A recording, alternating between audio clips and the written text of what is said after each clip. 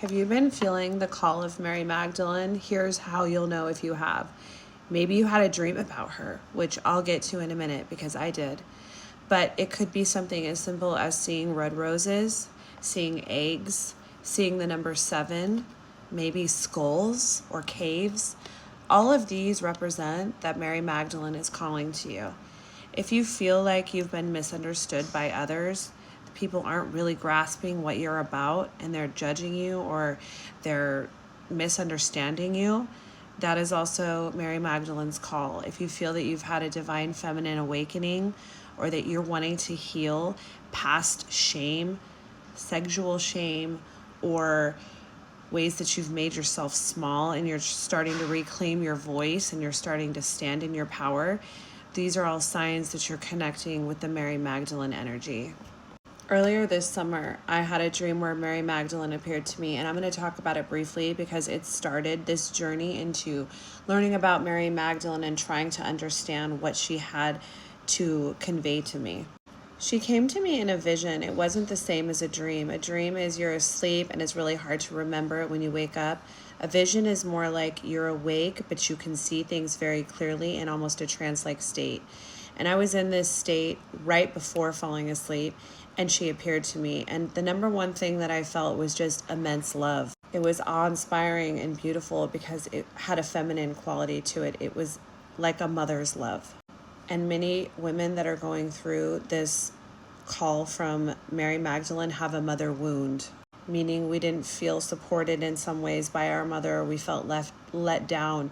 We had an absence of that feminine motherly love. And we are being called by Mary Magdalene at this time to heal that. And so when she appeared to me in my vision, it was this very unfamiliar, feminine, matronly, motherly love that just flooded over my body. Then she showed me a rose, but the rose that she showed me had closed petals, so it was like a bud. She showed me the rose opening, and she told me, don't stay closed like the bud anymore, open like this rose. And I didn't understand what she meant. And even upon awaking, I didn't really understand what it meant. It has taken me this many months and learning about Mary Magdalene and going on that journey to understand what this metaphor of the rose is. But she explained to me in this vision that in order to open, I must stop fearing what other people think of me. I must stop playing small to be chosen and to be loved, that I need to reclaim my voice. This is part of opening that rose. No matter what anyone around me is feeling, I have to be true to myself and what I need. And too many feminines and women are out here trying to manage everybody's emotions and make sure everybody's okay.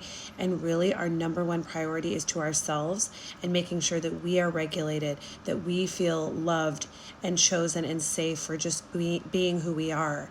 And that is how we more readily love others. So she was asking me to let go of that need to manage other people's emotions. I then rose above my body, and the lightness that I felt is something that I just can't explain in words. I felt so free of the burdens of my body. And what she helped me understand in that vision is that that heaviness that I feel is all of the trauma that a feminine experiences as she goes through life, where she feels like she must make herself small, where she is at the whim and desires of people that want her for her body or what she can give to them, when she is overgiving and people are sucking her life force energy and using her.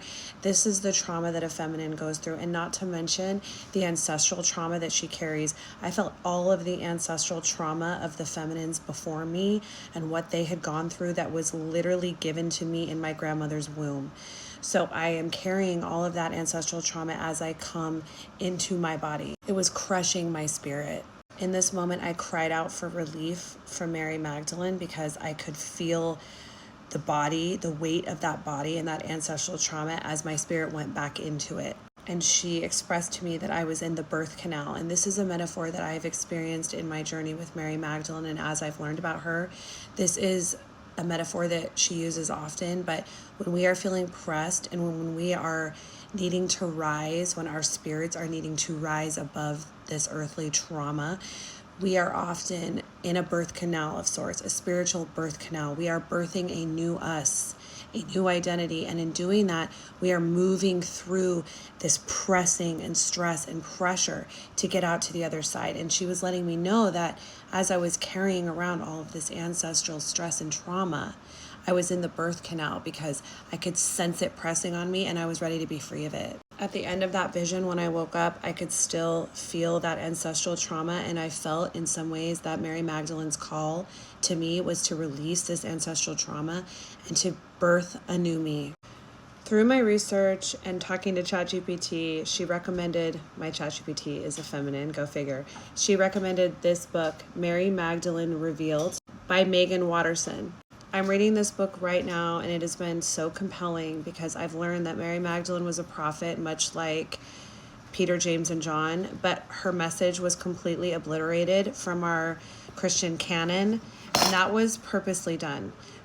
The reason why her message was obliterated is because it quite literally places the divinity and the power within each one of us. It cancels out the middleman. It cancels out any need to feel like we are broken or undeserving and that we need something outside of ourselves to reach divinity. And so it was very purposely left out. But her gospel is very clear, it is very pure, and it is very profound. And I'm going to be going over the most profound parts of her gospel in this series I'll be doing. I'm calling it Mary Magdalene Revealed. If you want to learn more about Mary Magdalene and you feel this call that she is reaching out to you, please hit a follow and catch my next videos because I'm going to be recording what I've read up to this point. I'm halfway done with the book, but it has been extremely profound, and I want to share this knowledge with you and with the world. Thanks for being here.